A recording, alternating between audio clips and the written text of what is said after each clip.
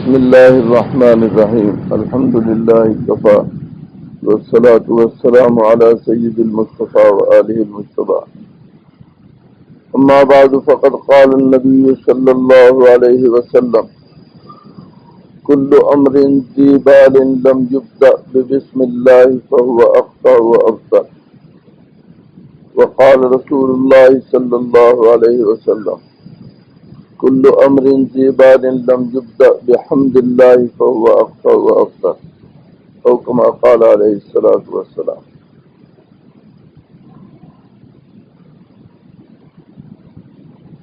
نبی کریم صلی اللہ علیہ وسلم کا ارشاد مبارک تلاوت کیا، فرمایا کہ جس نیک کام کی ابتدا بسم اللہ الرحمن الرحیم سے نہ کی جائے وہ بے برکت ہوتا ہے، اور دوسری حدیث میں ہے کہ جس نیک کام کی ابتدا اللہ کے حمد سے نہ کی جائے وہ بے برکت ہوتا ہے۔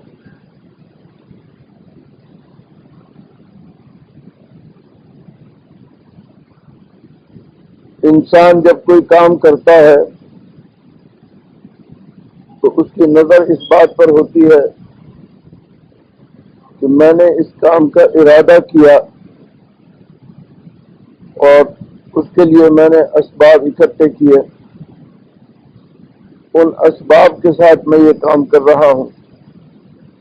نظر اسباب پر ہوتی ہے اور انسان اس کام کی نسبت اپنی طرف کرتا ہے کہ میں نے یہ کیا۔ میں نے اپنے بزرگوں سے سنا ہے، حضرت ڈاکٹر صاحب رحمۃ اللہ علیہ فرمایا کرتے تھے کہ جب آدمی کسی کام کی شروع میں بسم اللہ پڑھتا ہے تو بسم اللہ کا مطلب یہ ہے کہ میں شروع کرتا ہوں اللہ کے نام سے۔ اس کا مطلب یہ ہے کہ وہ اپنے اسباب پر اس کو نظر نہیں ہے، اپنے وسائل پر نظر نہیں ہے، بلکہ نظر اس بات پر ہے کہ اللہ کی مدد اور اس کی نصرت اگر ہوگی تو یہ کام ہوگا، اور اگر اللہ کی مدد اور اس کی نصرت نہ ہوئی تو یہ کام نہیں ہو سکے۔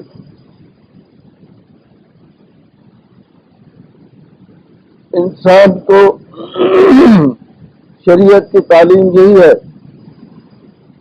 کہ انسان ہر معاملے میں اپنے اسباب پر نظر کرنے کے بجائے مسبب الاسباب پر نظر کرے اور یہ سمجھے کہ میں اپنے اسباب سے کچھ نہیں کر رہا، یہ جو کچھ بھی ہے اللہ کی مدد اور اس کی نصرت ہے۔ انسان کھانا کھاتا ہے، ذرا یہ سوچئے کہ یہ کھانا کیا چیز ہے، اس میں کتنے مراحل گزرے ہیں۔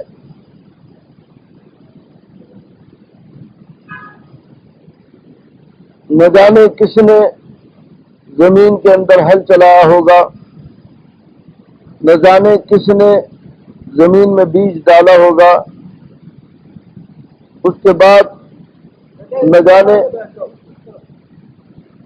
جانے کس نے اس میں پانی لگایا ہوگا، اس کے بعد وہ زمین سے پودا اگا، سورج کی توانائی نے اس کو غذا پہنچائی، ہواؤں کی توانائی نے اسے غذا پہنچائی، جانوروں سے اس کی حفاظت ملائکہ نے کی، وہ چیز کسی حد تک بن کر تیار ہوئی، اس کے بعد اس کو کاٹنے والا کوئی اور ہے، اس کو پھر صاف کرنے والا کوئی اور ہے، کتنے ہاتھوں سے وہ گزر رہی ہے، کتنی نگاہوں سے وہ گزر رہی ہے، کتنی خواہشات اور طمع اور لالچ اس کے اوپر پڑ رہے ہیں۔ اسے صاف کر کے بوریوں میں بھرنے والا کوئی اور ہے، پھر بوریوں کو ایک جگہ سے دوسری جگہ منتقل کرنے والا کوئی اور ہے، اس کی ضرورتیں، اس کی خواہش بھی وہاں موجود ہے. اس کے بعد وہ منڈی میں جاتا ہے، وہاں بھی اس کی ضرورتیں اور خواہشیں ہیں. نہ جانے کتنے افراد کی اس پر نظر پڑتی ہے، کتنے افراد کی طمع اور لالچ اس کو دیکھتی ہے، اور اس کو وہاں سے بھی بچا لیا جاتا ہے.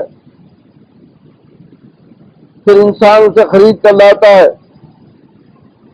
خریدنے والا کوئی اور ہے، اس کو پیسنے والا کوئی اور ہے، اسے گوندنے والا کوئی اور ہے، اسے پکانے والا کوئی اور ہے. ذرا سوچئے ان تمام مراحل کو کہ ابر و باد و مہ و خورشید و فلک در کارن،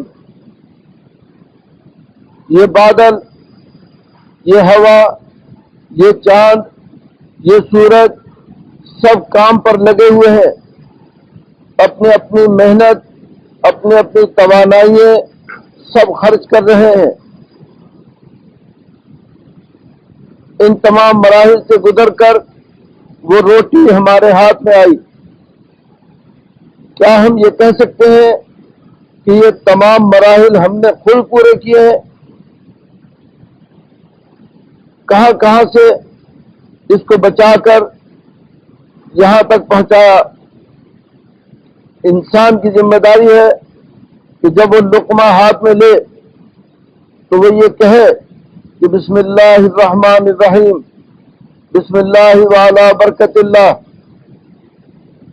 تاکہ اسے یہ احساس ہو کہ یہ روٹی میں اس کو نہ پیدا کرنے والا، نہ اس کی پرورش کرنے والا، نہ اس کی حفاظت کرنے والا، کتنی نگاہوں سے بچا کر، کتنی خواہشات سے بچا کر، کتنے افراد سے بچا کر، کتنے جانوروں سے بچا کر، کتنی آفات سماویہ سے بچا کر اس کو اللہ تعالی نے میرے ہاتھ میں عطا فرمایا ہے.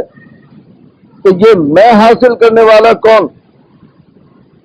میں یعنی اپنی طرف کسی بات کی نسبت کرنا اور یہ سمجھنا کہ یہ میں نے حاصل کیا ہے، یہ بنیادی غلطی ہے. اصل میں انسان کی تربیت اور اصلاح یہ ہے کہ وہ اس بات کو سوچے کہ یہ اللہ کی نعمت ہے، اللہ تعالیٰ کی نعمت ہے، اللہ نے عطا فرمائی ہے، میرے بس میں نہیں تھا. تاتو نانے بکفاری و بغفلت نہ خوری، تاکہ جب ایک روٹی تیرے ہاتھ میں آئے تو غفلت کے ساتھ نہ کھائے، بلکہ ہوش سے سمجھ کر یہ سمجھے کہ بسم اللہ الرحمن الرحیم، یا اللہ تیری نصرت، تیری مدد، تیری اعانت، تیرے تعلق کے ساتھ یہ چیز مجھے عطا کی جا رہی ہے، اس لیے اے اللہ تیرے ہی نام سے ابتدا کرتا ہوں، میں کچھ نہیں ہوں. اس کے بعد یہ سوچے کہ اس غذا کو یہاں سے منتقل کرنا میرا کام صرف اتنا ہے کہ لقمہ بنا کر میں اسے نگل جاؤں. نگلنے کے بعد کیا ہوگا وہ سب میرے اختیار میں نہیں ہے. وہ نگلنے کے بعد اگر ہضم نہ ہو، وہ اسی طرح نکل جائے تو اور نہ جانے کتنی چیزیں لے کر نکل جائے گی. اس کا ہضم کرنا میرے اختیار میں نہیں ہے. پھر اس کو ہضم ہونے کے بعد اس کا غذا بننا، اس سے خون بننا، اس سے پانی بننا، اس سے جسم کی غذا بننا، سارے وجود کو اس روٹی سے غذا مل رہی ہے. آپ ذرا غور کیجئے، آنکھوں کو غذا چاہیے، آنکھوں کو دیکھنے کے لیے غذا چاہیے، ایک رطوبت چاہیے، روشنی چاہیے. دماغ کو غذا چاہیے، کانوں کو غذا چاہیے، دانتوں کو غذا چاہیے، معدے کو غذا چاہیے، سارے وجود کو غذا کی ضرورت ہے. یہ سارا وجود جو پل رہا ہے یہ اسی غذا سے پل رہا ہے. وہی روٹی جو ہمارے پیٹ میں جا رہی ہے اسی سے انسان کے سارے وجود کو غذا مل رہی ہے. اس کو تقسیم کیا جا رہا ہے، کتنا حصہ ہماری آنکھوں کو ملا، کتنا حصہ ہمارے کانوں کو ملا، کتنا حصہ ہمارے دماغ کو ملا، کتنا حصہ ہمارے جوڑوں کو اور اعصاب کو ملا، کتنا حصہ ہماری ہڈیوں کو ملا، کتنا حصہ ہمارے وجود کی کھال کو ملا، کتنا حصہ ہمارے قلب کو ملا۔ انسان اس تقسیم پر قادر نہیں ہے۔ اگر ذرا ہم غور کریں اور سوچیں کہ یہ سارا نظام کس نے بنایا، کون ہے جو اس ٹکڑے کو اندر منتقل کرنے کے بعد پھر اس سے طرح طرح کی غذائیں پیدا کر رہا ہے۔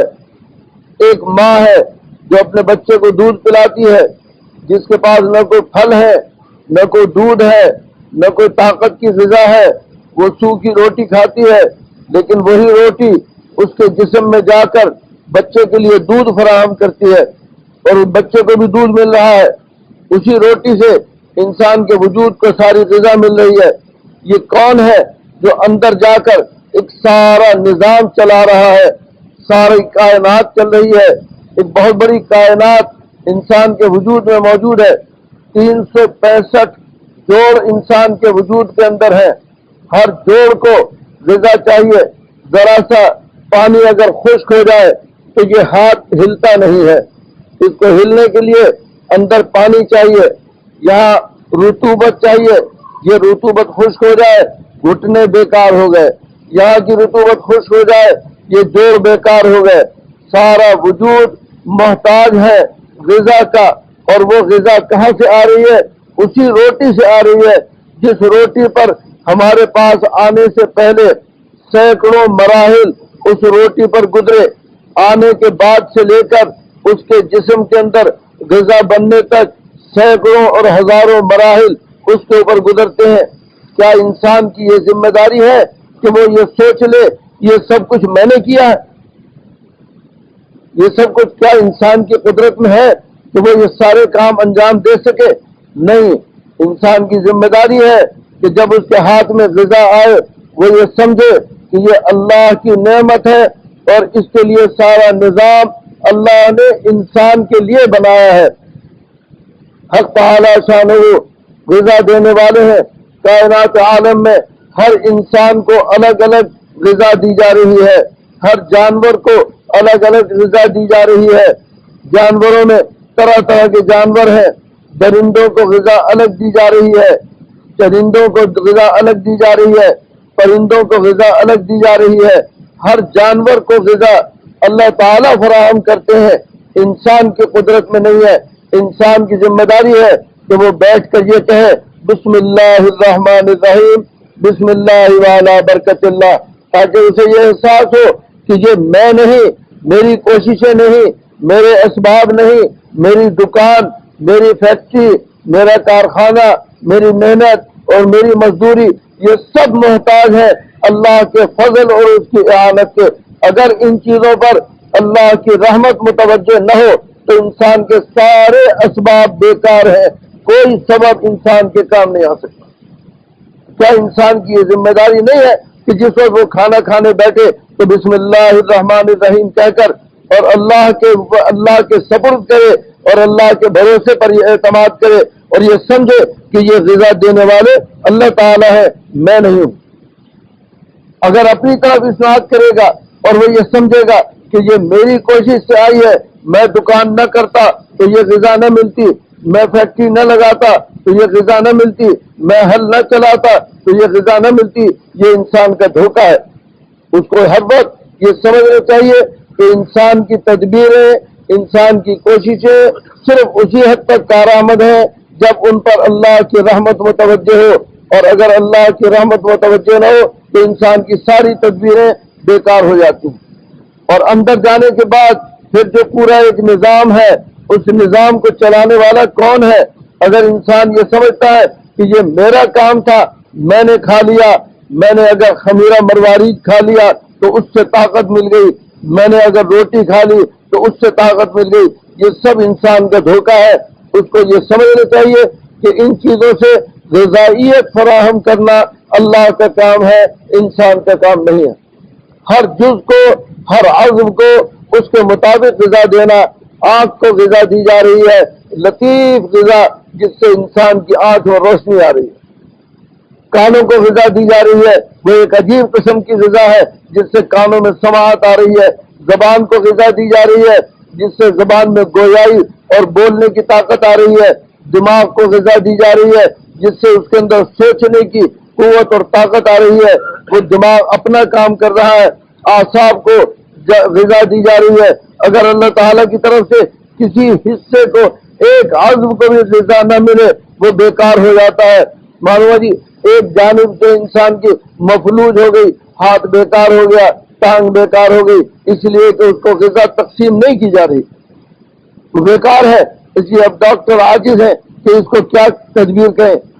انسان ذرا یہ سوچے تو صحیح کہ غذا اندر اس نظام کو چلانے والا کون ہے، کون اس نظام کو چلا رہا ہے؟ تو جیسے ابتدا میں بسم اللہ الرحمن الرحیم کہنا انسان کی ذمہ داری ہے، جب فارغ ہو تب بھی یہ سمجھے کہ الحمدللہ یہ مجھے غذا دینے والے اللہ تعالیٰ ہیں، الحمدللہ الذی اطعمنا، اسی نے مجھے کھلایا ہے۔ میں کون ہوں کھانے والا؟ میں کون ہوں لانے والا؟ میں کون ہوں پیدا کرنے والا؟ میں کون ہوں ہضم کرنے والا؟ میں کون ہوں غذا دینے والا؟ الحمدللہ الذی اطعمنا وسقانا، وہی اللہ ہے جس نے ہمیں کھلایا اور ہمیں پلایا۔ اور وجعلنا من المسلمین، اور اگر اللہ تعالی ہمیں مسلمان نہ بناتا تو جانوروں کی طرح ہم کھاتے اور کھا کر ڈکال لیتے اور یہ سوچتے کہ یہ ہم نے کیا ہے۔ اگر ہم کھانا کھاتے اور کھا کر کافروں کی طرح، مشرکوں کی طرح ہم یہ سمجھتے کہ یہ ہماری دکان، ہماری فیکٹری، ہماری زمین، ہماری زراعت، ہماری ملازمت، ہماری محنت اور ہماری کوشش کا نتیجہ ہے، تو ہم اس کو سوچتے بھی نہ کہ یہ اللہ کی طرف سے۔ مومن ہونے کے ناطے، مسلمان ہونے کے ناطے ہمیں یہ احساس کرنا ضروری ہے کہ ہم یہ سمجھیں کہ سارا نظام اللہ نے چلایا ہے، ہمیں غذا دینے والے بھی وہی ہیں اور اس غذا کو ہضم کرنے والے بھی وہی ہیں۔ اگر ہم اللہ کا شکر ادا کریں گے، لئن شکرتم لازیدنکم، اگر تم شکر کرو گے میں اور اپنی نعمت میں اضافہ کروں گا، وَلَئِن كَفَرْتُمْ إِنَّ عَذَابِي لَشَدِيدٌ، اور اگر ناشکری کرو گے تو میرا عذاب بہت سخت ہے۔ سوچئے، الحمدللہ کہنے اور بسم اللہ الرحمن الرحیم کہنے کا فائدہ کیا ہوا؟ انسان کے اندر جو ایک تعلی اور ایک تکبر پیدا ہوتا ہے کہ میں یہ کام کرنے والا میں ہوں، جیسے ہی اس نے بسم اللہ الرحمن الرحیم کہا تکبر کی کمر ٹوٹ گئی۔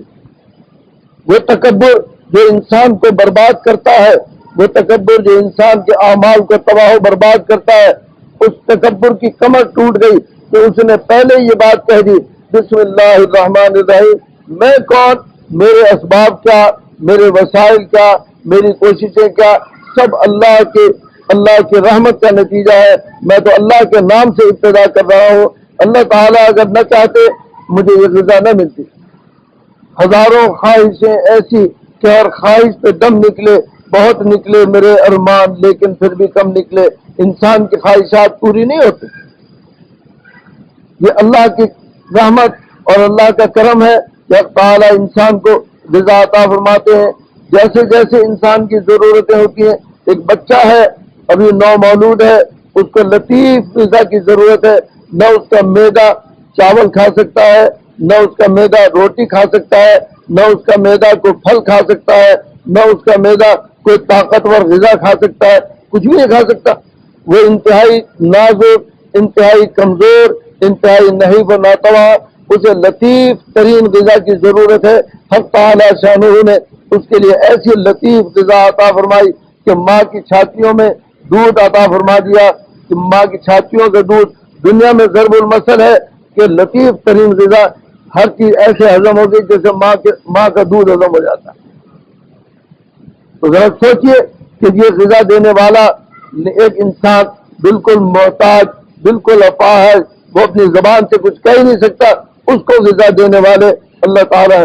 اور اسی طرح جب انسان بڑھاپے میں پہنچ جاتا ہے، بڑھاپے میں پہنچنے کے بعد دانت بیکار ہو گئے، آنکھیں بیکار ہو گئیں، معدہ بیکار ہو گیا، اب اس کے بعد اسے پھر نرم غذا کی ضرورت ہے۔ حضرت گنگوئی رحمۃ اللہ علیہ سے کسی نے کہا کہ حضرت دانت بنوا لیجئے، دانت ختم ہو گئے، دانت بنوا لیے۔ فرمایا بھائی اب تو نرم نرم بوٹیاں اور گرم گرم روٹیاں ملتی ہیں، جب دانت بنوا لوں گا پھر کون پوچھے گا؟ اب تو اس لیے دیتے ہیں کہ بڈھا ہے، کھانے کے لیے کمزور ہے، اس لیے وہ کبھی روٹی کو شوربے میں بھگوتے ہیں اور بھگو کے گھی لگاتے ہیں اور شوربے میں بھگوتے ہیں، پھر نرم غذا لا کر وہ میرے سامنے رکھتے ہیں۔ تو کون، اگر میں نے دانت بنوا لیے پھر کون پوچھے گا؟ یہ بھی سوچئے کہ حق تعالی ہر دور میں انسان کو کس طرح کی بڑھاپا آ گیا، اب انسان کے اندر طاقت نہیں رہی، اس بڑھاپے میں بچے ہیں، پوتے ہیں، پوتیاں ہیں، اولاد ہے، وہ سارے ماں باپ کی خدمت کے اندر لگے ہوئے ہیں۔ ابا سوپ پی لیجئے، ابا یخنی پی لیجئے، ابا یہ کر لیجئے، ابا یہ کر لیجئے، اور اب دوا کھا لیجئے، اب غذا کھا لیجئے۔ یہ خدمتیں جو ہو رہی ہیں اس لیے کہ انسان اب اس قابل نہیں رہا کہ وہ اپنے کام کر سکے، تو حق تعالی نے کائنات عالم کو اس کی خدمت پر لگا دیا۔ کائنات عالم اس کی خدمت پر لگی ہوئی ہے۔ بزرگان دین، اللہ کے دین کے اندر لگنے والے حضرات جو دین پر لگ جاتے ہیں، وہ جنہوں اپنی زندگی کو اللہ کے لیے وقف کر دیتے ہیں، حق تعالی کائنات عالم کو ان کے لیے مسخر کر دیتا ہے۔ سینکڑوں اور ہزاروں افراد، ہر آدمی کی خواہش ہوتی ہے میں جا رہا ہوں، یہ پھل لے جاؤں، یہ کوئی غذا لے جاؤں، کوئی دودھ لے جاؤں، کوئی جوس لے جاؤں، کوئی اور چیز لے جاؤں، وہ لاتے ہیں، خدمت کرتے ہیں۔ کیوں؟ اس لیے کہ بڈھے اب اس قابل نہیں رہے کہ وہ خود محنت کر سکیں، لیکن انہوں نے اپنی زندگی کو اللہ کے لیے وقف کر دیا، اس لیے حق تعالی نے کائنات عالم کو ان کے لیے مسخر کر دیا۔ کائنات عالم ان کی خدمت کے اندر لگی ہوئی۔ یہ یاد رکھیے کہ رزق دینے والے اللہ تعالیٰ ہے، انسان نہیں ہے۔ انسان کو اپنی طرف کسی بات کی نسبت کرنا کہ میں نے یہ کام کیا ہے، اسی کا نام تکبر ہے۔ اپنی طرف تو انسان کو نسبت کرنی ہی نہیں چاہیے، ہمیشہ یہ سوچنا چاہیے کہ رزق دینے والے اللہ ہیں، جیسے زندگی دینے والے اللہ تعالیٰ ہیں، صحت دینے والے اللہ تعالیٰ ہیں، رزق دینے والے بھی اللہ تعالیٰ ہیں۔ تو ابتدا کرے بسم اللہ الرحمن الرحیم سے اور انتہا کرے الحمدللہ الذی اطعمنا وسقانا وجعلنا من المسلمین۔ یہ جملے اس کے تکبر کو خاک میں ملا دیتے ہیں، اس میں تکبر اور عجب پیدا نہیں ہوتا۔ میں کون، میرے وسائل کیا، میرے اسباب کیا، اللہ تعالیٰ ہی دینے والا۔ نبی کریم صلی اللہ علیہ وسلم نے ہر معاملے میں ہمیں یہ تعلیم دی، کوئی کام بھی کرنا ہو اللہ کے نام سے شروع کرو۔ آپ جس طرح کھانے کی بات کر رہے ہیں، پانی پینا ہے تو پانی پینے میں بھی بسم اللہ الرحمن الرحیم، اس لیے کہ اب پانی آپ پی رہے ہیں، پانی اللہ کی نعمت ہے، اللہ تعالیٰ کی طرف سے بغیر کسی قیمت کے انسان کو عطا کیا گیا۔ بارش نازل ہو رہی ہے، پانی برس رہا ہے، بے شمار پانی پانی ہے، زمین سے پانی نکل رہا ہے، پانی پانی ہے، دریا بہ رہے ہیں، پانی ہی پانی ہے، سمندر بہ رہا ہے، پانی ہی پانی ہے۔ چاروں طرف حق تعالیٰ نے پانی وافر مقدار کے اندر عطا فرما دیا۔ جو چیز جتنی زیادہ ضروری ہوتی ہے حق تعالیٰ کی طرف سے، وہ اتنی ہی ارزاں اور سستی ہوتی ہے۔ آپ غور کیجئے کہ جو چیز جتنی زیادہ پانی انسان کے لیے کتنا ضروری ہے، لیکن اللہ کی طرف سے اس کے اوپر کوئی قیمت نہیں لگائی گئی۔ اللہ نے انسان اس پر قیمتیں لگاتا ہے، انسان قیمتیں لگاتا ہے کہ نل کا آپ کے گھر میں پہنچا دیا تو اس کے اوپر، لیکن یہ کہ فی گلاس کی قیمت کوئی نہیں لیتا دنیا میں۔ ہوا ہے، انسان کی بنیادی ضرورت ہے، ہر سانس کا انسان محتاج ہے، ایک سانس اندر لینا اس کا انسان محتاج ہے، سارا دن انسان کو سانس کی ضرورت ہے۔ ہوا پر حق تعالی نے کوئی قیمت نہیں لگائی، کوئی قیمت نہیں ہے، بلا قیمت آپ کو جتنے مرضی سانس لیجئے، حق تعالی کی طرف سے یہ غذا آپ کو مفت مل رہی ہے۔ ہوا انسان کے اندر جاتی ہے، پھر صبح کی ہوا اور ہوتی ہے، دوپہر کی اور ہوتی ہے، شام کی اور ہوتی ہے، طرح طرح کی ہوائیں انسان کو مل رہی ہیں، ان کے اندر جو توانائیاں ہیں وہ الگ الگ ہیں۔ صبح کی ہوا کی توانائی اور ہے، شام کی ہوا کی توانائی اور ہے۔ حق تعالیٰ نے بغیر کسی قیمت کے، بغیر کسی اجرت کے ہمیں وہ ہوا فراہم کر رکھی ہے۔ کبھی ہم نے سوچا کہ یہ ہوا کے ہم کتنے محتاج ہیں؟ ہر نفس کے فرو می روت ممد حیاتک. ملا عبد الرحمن جامی رحمۃ اللہ علیہ شواہد النبوت کے اندر لکھتے ہیں کہ ہر نفس کے فرو میروت ممد حیاتک، جو سانس انسان کے اندر جا رہا ہے اس کی زندگی کو بڑھاتا ہے. اندر جا کر رک جائے نہ نکلے تو کیا ہوگا؟ موت. نکلنے کے بعد واپس نہ آئے تو کیا ہوگا؟ پھر موت. ہر نفس کے فرو میروت ممد حیات، جو سانس اندر جا رہا ہے زندگی بڑھاتا ہے. اللہ کی ایک نعمت یہ ہے کہ سانس اندر لینے کے لیے بلا قیمت ہوا فراہم کر دی، اور اس کے بعد دوسری نعمت یہ ہے کہ جو سانس اندر گیا ہے وہ باہر آئے گا تاکہ دوسرے سانس آدمی لے سکے. وہ باہر آئے گا تو دوسرے سانس لے گا. اس کا باہر نکلنا کیوں برمی آئے مفرح ذات، جب وہ باہر آئے گا تو دوسری نعمت تعالی کے سامنے آئے گی. پس در ہر نفس سے دو نعمت موجود ہے، ہر سانس میں دو نعمتیں موجود ہیں. وہ بر ہر نعمت شکر واجب، اور ہر نعمت پر شکر واجب ہے. تو ایک سانس میں دو نعمتیں ہیں، لہذا ایک سانس پر دو مرتبہ شکر واجب ہے. تو سوچیے اس بات کو کہ حق تعالیٰ نے اس پر کیا قیمت لگائی.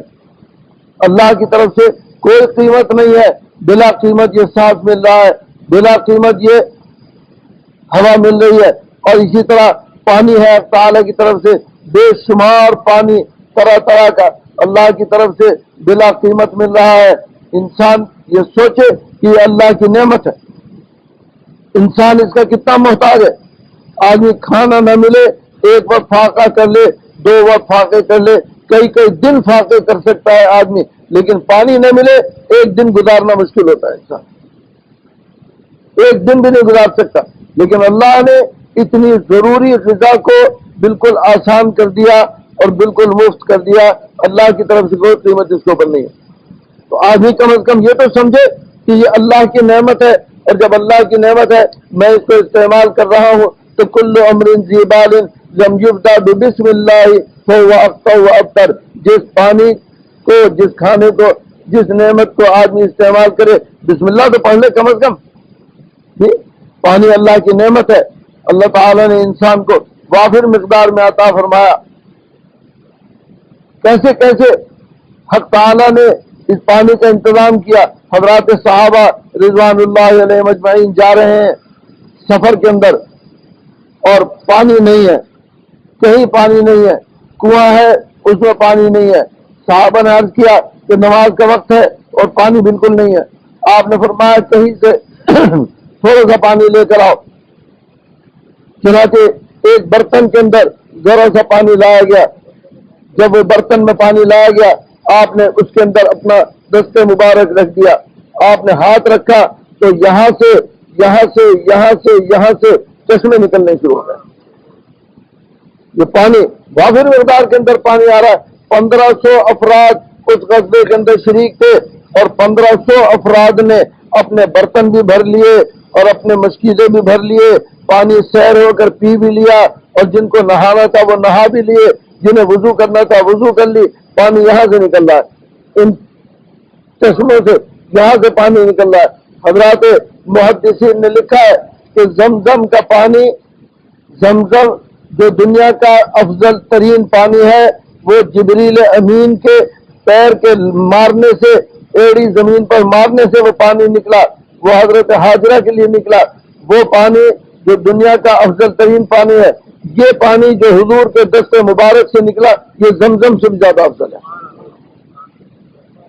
اس لیے کہ یہ نبی کریم صلی اللہ علیہ وسلم کے دست مبارک سے نکل رہا ہے، یہ پانی زمزم سے بھی زیادہ افضل ہے.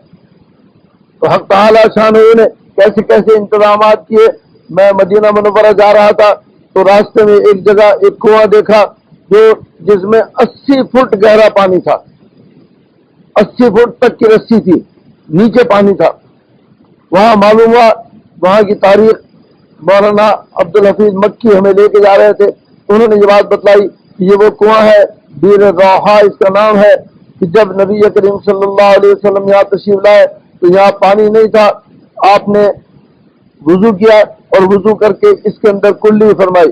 جب اس نے کلی کی تو اس کے اندر پانی آ گیا.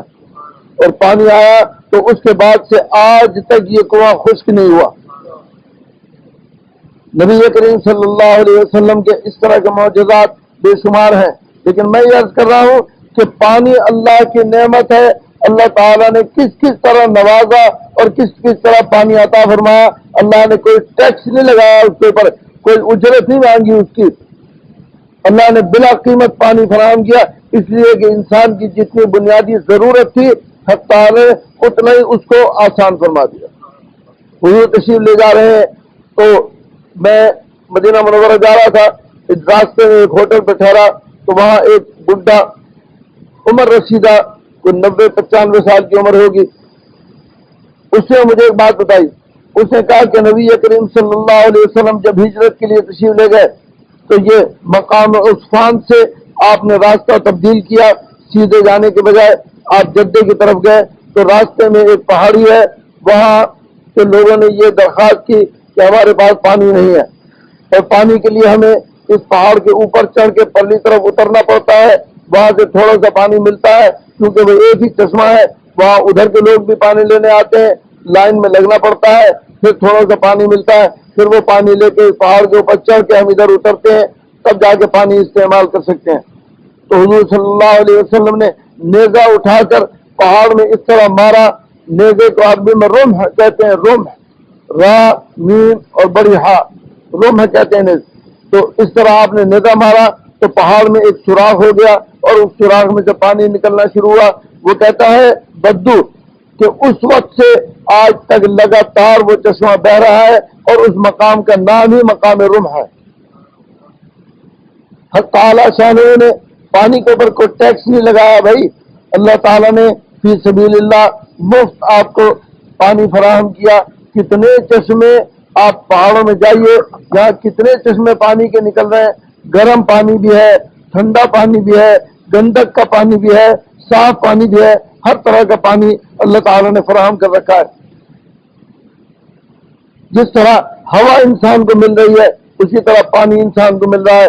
تو یاد رکھیے اگر ہوا اور پانی انسان کی غذا ہے تو کائنات عالم میں یہ گندم، یہ چاول، یہ سبزیاں، یہ بھی اللہ کی غذا ہے اور یہ غذا حق تعالیٰ ہی فراہم کرنے والے ہیں، انسان کے بس کا کام نہیں ہے۔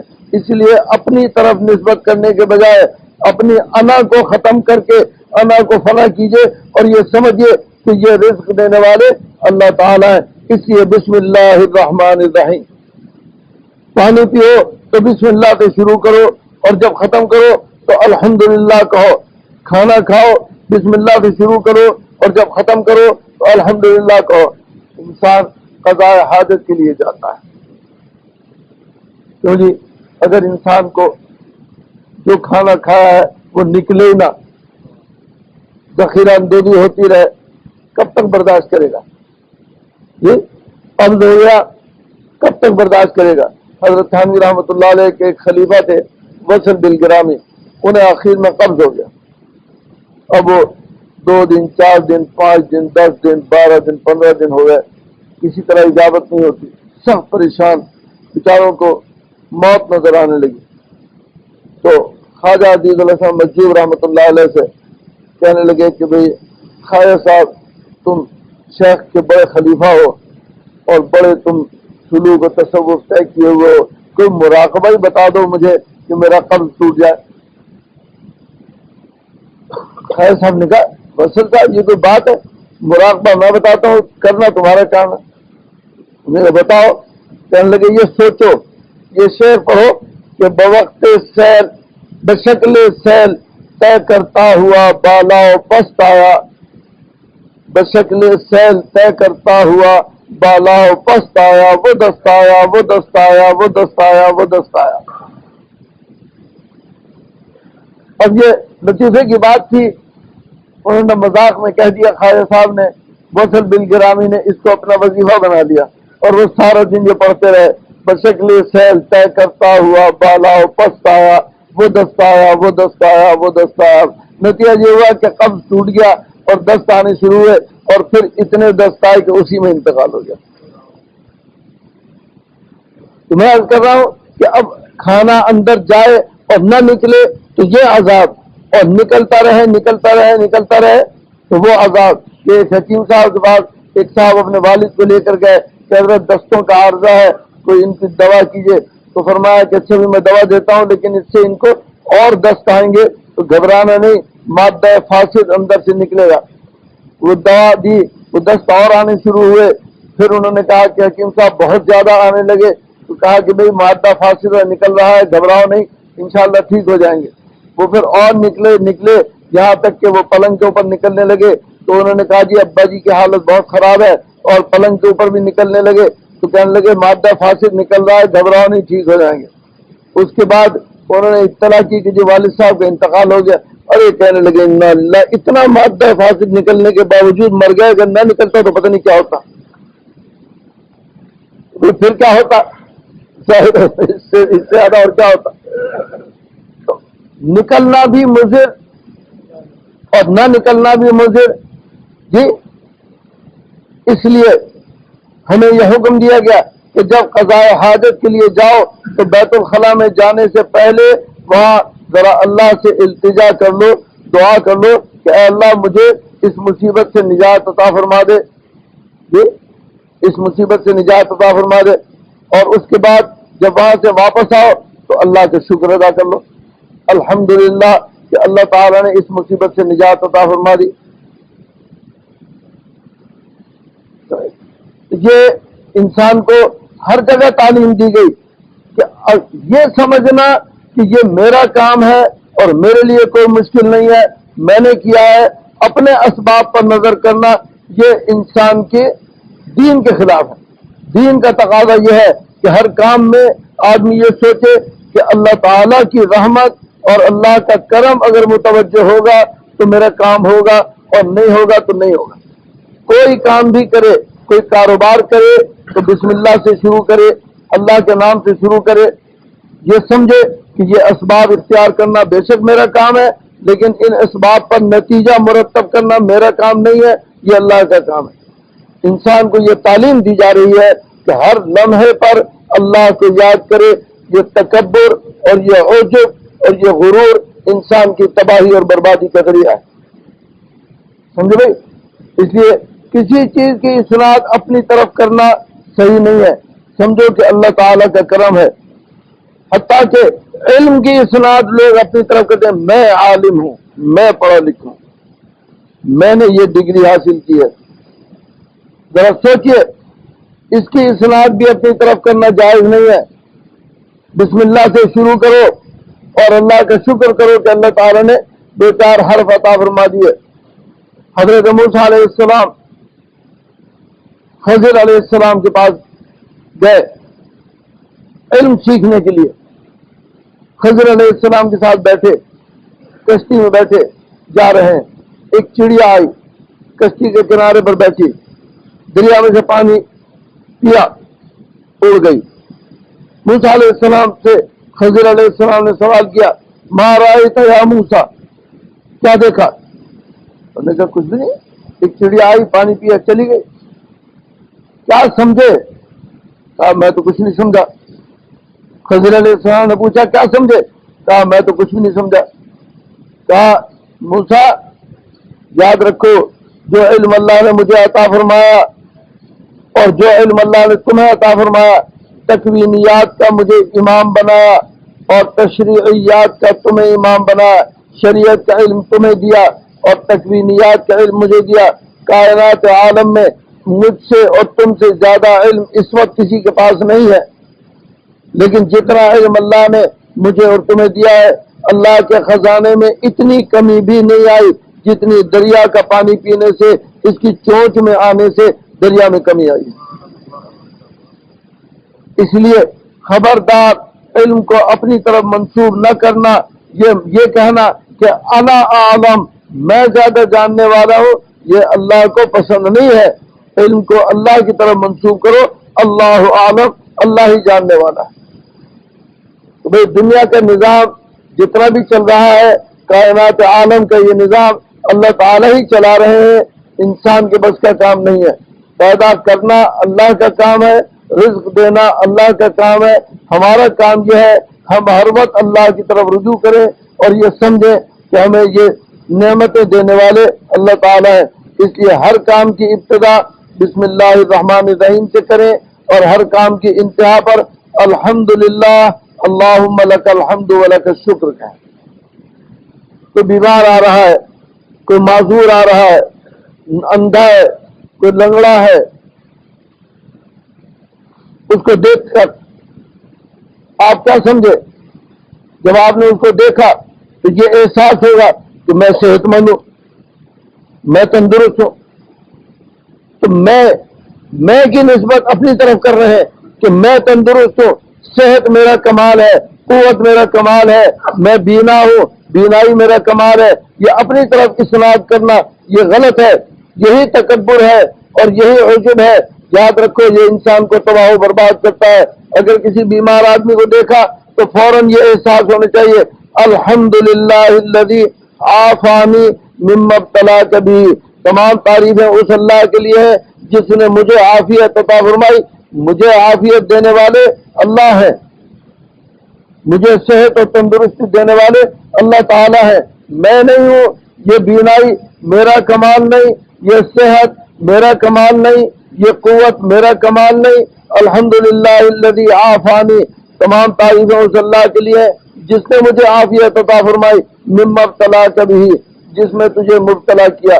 دوسرے کو دیکھ کر انسان کو اپنی قوت اور اپنی صحت کا اندازہ ہوتا ہے اور اس سے عجب پیدا ہونے کا خطرہ ہوتا ہے، اس لیے اس عجب کا علاج کیا جا رہا ہے، اس تکبر کا علاج کیا جا رہا ہے۔ قال الحمدللہ، تاکہ اللہ تعالیٰ کی تعریف کرنے سے اس کام کی نسبت اللہ کی طرف ہو جائے اور یہ نہ سمجھا جائے کہ یہ صحت میری ہے، یہ بینائی میری ہے، یہ قوت میری ہے۔ یہ سمجھو کہ یہ اللہ کی عطا اور اللہ کا انعام ہے۔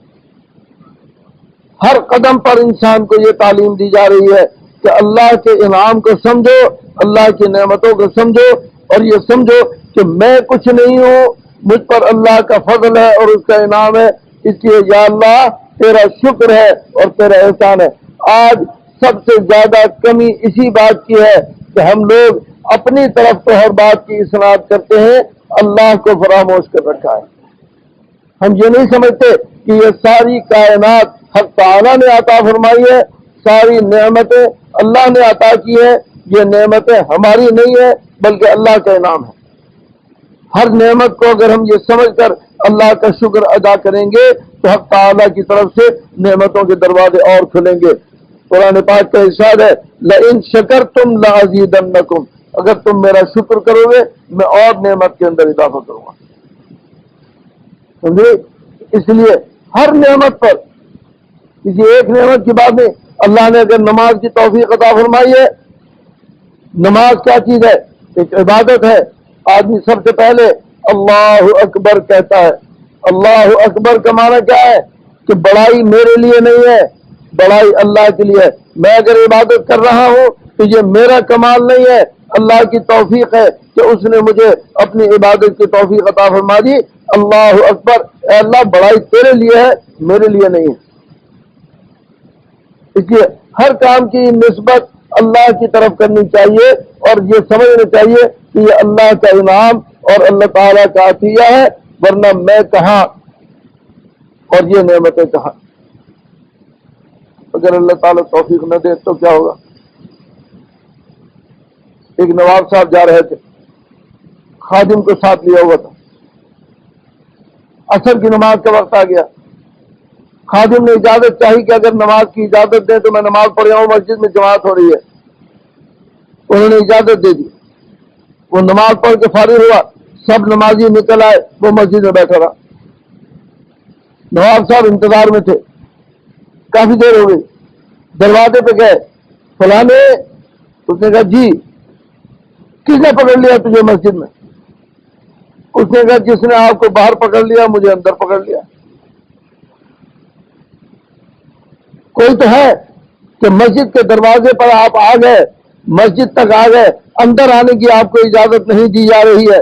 جس نے آپ کو اندر آنے کی اجازت نہیں دی مجھے وہ ابھی باہر جانے کی اجازت نہیں دے رہا، اس لیے میں یہاں بیٹھا ہوں۔ تو ذرا سوچئے اس بات کو کہ ہم مسجد میں آتے ہیں، یہ نماز کی توفیق، یہ ذکر کی توفیق، یہ مجلس کی توفیق، یہ دین سننے اور سنانے کی توفیق یہ اللہ تعالیٰ کا انعام ہے. اگر اللہ تعالیٰ نے توفیق نہ دی ہوتی تو باہر سے باہر نکل جاتے. اللہ کا انعام ہے، اس لیے اس پر اللہ کا شکر ادا کرنا چاہیے. الحمدللہ اللہ تعالیٰ نے ہمیں دین سیکھنے، سکھانے، نماز پڑھنے کی توفیق عطا فرمائی. یہ اللہ کا انعام ہے. اس لیے نماز کی ابتدا بھی اللہ اکبر سے کی جاتی ہے، اور اللہ اکبر انسان کا غرور توڑ دیتا ہے. میں کون؟ میری ہستی کا بڑائی تو اللہ کے لیے ہے، میں تھوڑی بڑا ہوں. وہ یہ تفاخر کہ میں عبادت گزار ہوں، یہ تفاخر انسان کا وہیں ختم ہو جاتا ہے. اللہ اکبر کہتے ہی ہاتھ باندھ کر کھڑا ہے. ہاتھ باندھ کر کس کے سامنے کھڑا ہے؟ ہاتھ باندھ کر اللہ کے سامنے. یہ انسان کا یہ عمل اس کو بتاتا ہے کہ بڑائی اگر تیرے لیے ہوتی تو تیرے سامنے کوئی کھڑا ہوگا. انسان ہاتھ باندھے ہوئے کھڑا ہے، انسان جھک رہا ہے. اللہ اکبر، سبحان ربی العظیم، سبحان ربی العظیم کھڑا ہو رہا ہے. سمع اللہ لمن. ایک ایک ادا، ایک ایک عمل انسان کو یہ بتا رہا ہے کہ خبردار اپنے آپ کو بڑا مت سمجھنا، اپنی طرف اسناد مت کرنا. کبریائی اللہ کے لیے ہے، اللہ تعالیٰ بڑے ہیں. بڑائی اللہ کے لیے ہے. اللہ کے سامنے جھکنا یہی انسانیت ہے اور یہی کمال ہے انسان کا. اگر ہم بڑے ہوتے لوگ ہمارے سامنے جھکتے. ما کان لنبی ما کان لبشر ان یؤتیہ اللہ الکتاب والحکم والنبوۃ. کسی بشر کے لیے مناسب نہیں ہے اللہ تعالیٰ اس کو کتاب دے، حکم دے اور نبوت عطا فرمائے. ثم یقول للناس، پھر وہ لوگوں سے یہ کہے کونوا عبادا لی من دون اللہ، چھوڑو سب کو، میرے سامنے جھکو، میری عبادت کرو. کسی نبی اور پیغمبر نے یہ بات نہیں کہی اور نہ کہہ سکتا ہے. ولیکن کونوا ربانیین، لیکن ہر نبی اور پیغمبر کی تعلیم یہ ہے کہ میرے سامنے مت جھکو، رب کے سامنے جھکو، ربانی بنو، اللہ والے بنو. اللہ کبریائی اور بڑائی اللہ کے لیے ہے، تمہارے لیے اور میرے لیے نہیں ہے. ہر نبی اور پیغمبر اپنے آپ کو عبد کہتا ہے، بندہ کہتا ہے. وہ بھی جھک رہا ہے اسی کے سامنے جس کے لیے کبریائی اور بڑائی ہے. تو انسان کو تکبر اور غرور ایسی چیز ہے جو انسان کو تباہ و برباد کرتا ہے.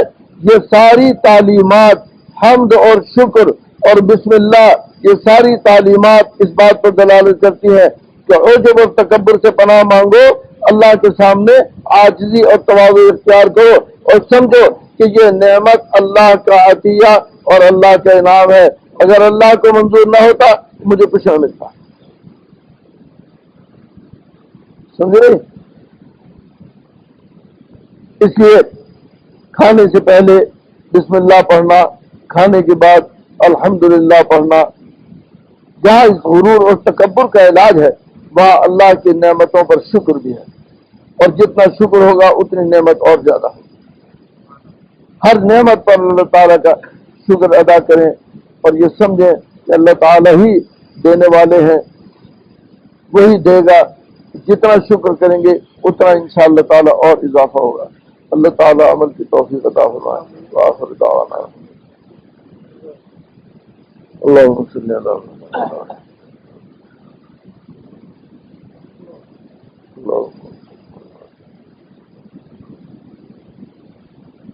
یا حی یا قیوم